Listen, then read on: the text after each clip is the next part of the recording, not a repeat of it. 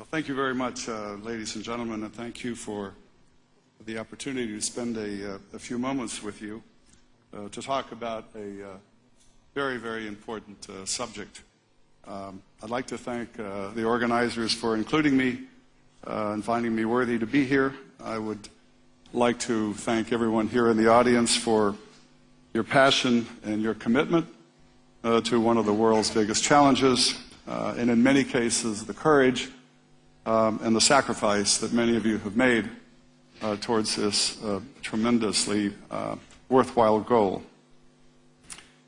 I think the reason that we are all here is to underscore the threat to the global world order posed by the current Iranian government and its actions, and its threat to peace and stability in the world, and not just the region, I mean the world, and to the human rights, the threat to human rights and opportunities for a better life that is rightly the privilege of all Iranians, and those who are held hostages in Iranian jails today, including 3 innocent Americans, and anyone who suffers under the Iranian tyranny.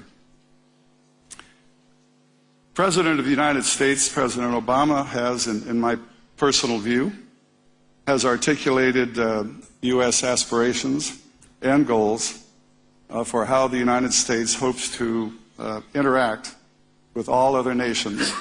And he did so in 2009 in really 3 major speeches. Now, the first, obviously, was his inaugural address on January 20th, 2009.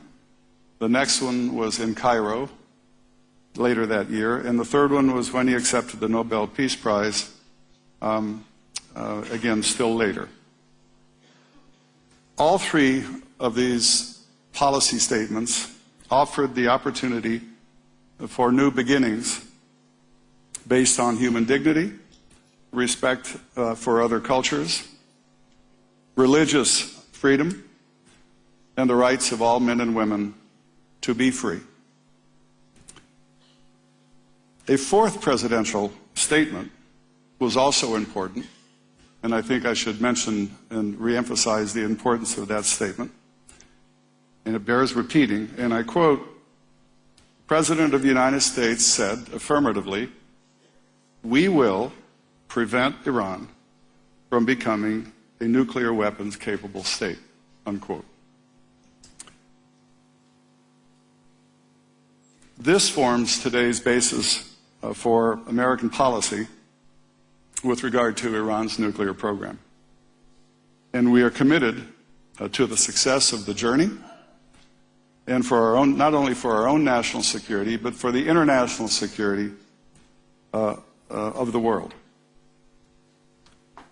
This is not a backyard problem. Iran is not simply a local problem. It is not even a regional problem anymore. As was said several times before, and I associate myself with that description, this is a global problem. And we must think about it, and we must believe the following. A nuclear-capable Iran is bad enough for the world to contemplate, for many obvious reasons.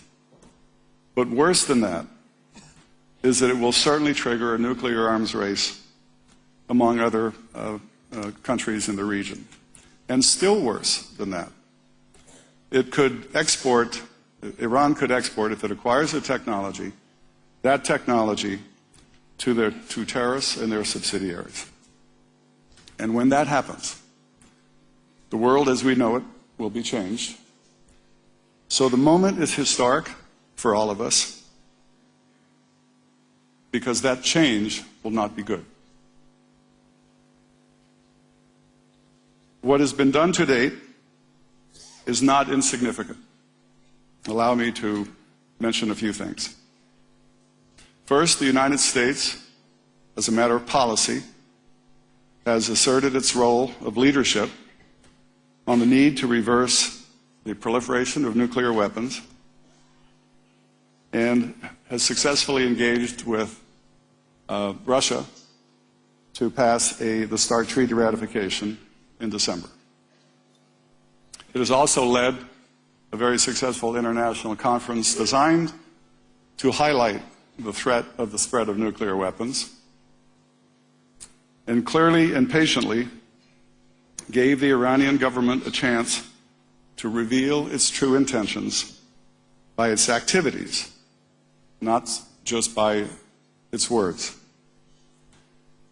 Over the past 2 years, we have engaged in overt and covert messaging to try to see whether the possibility of logic and reason could prevail. Every new nation's administration deserves an opportunity to test the global waters for a while.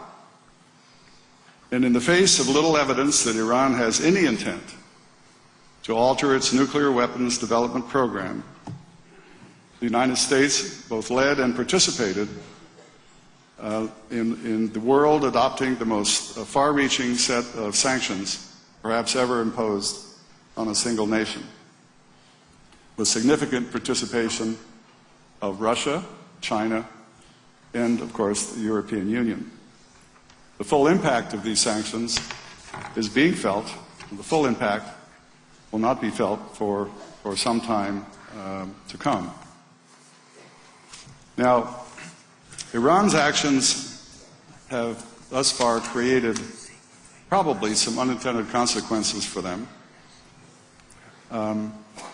and their continued miscalculations will result in the following.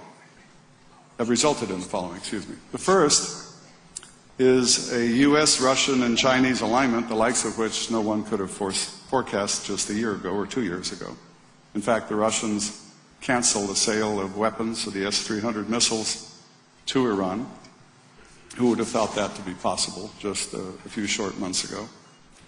Second, the U.S., European, and Arab solidarity on this particular issue has increased dramatically. In Iran, for reasons that only they can explain and no one else can accept, has just delivered a major insult to Turkey in Istanbul.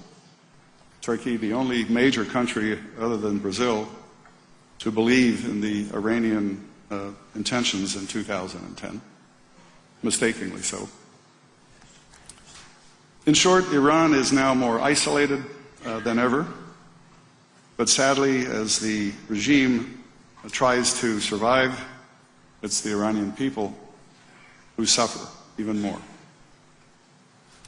In the last few days, 3 executions, as Judge McCasey pointed out just a minute ago, of men whose only crime was a passion to be free, to be with their families, and to visit their relatives at Camp Ashraf. The Iranian people are not alone in suffering at the hands of this regime. Going back to Khobar Towers, the support to Hamas and Hezbollah, attacks in Israel and elsewhere in the Middle East, many deaths of U.S. and coalition forces in Iraq come as a result of Iranian technology and weapons. Hostage-taking as a terror tactic continues today. The legitimate concerns of all people in Camp Ashraf and the Iraqi pledges to the United States for their safety and security needs to be recognized and revitalized. It has been said that time is running out for us with regard to Iran. Well, let me suggest that time is running out for Iran's government as well. The global community has sent its message. In Istanbul, it was rejected by Iran. Sanctions are but one of many ways to cause change in the Iranian behavior. The suffering of the Iranian people cannot continue. The U.S. will continue to pay close attention and to engage on all aspects of this issue, from human rights to achieving peaceful use of nuclear energy that is the legitimate right of all nations. So this is the path to follow if we are to look at our children in the eyes and our grandchildren, who someday will surely ask us the question about what it was we stood for and what it was we did in 2011 when we had the opportunity to make the world a better and a safer place. So let us work together so that we can give them the answer they deserve. Because here and on this subject and with this government, failure is most certainly not an option. Thank you, ladies and gentlemen.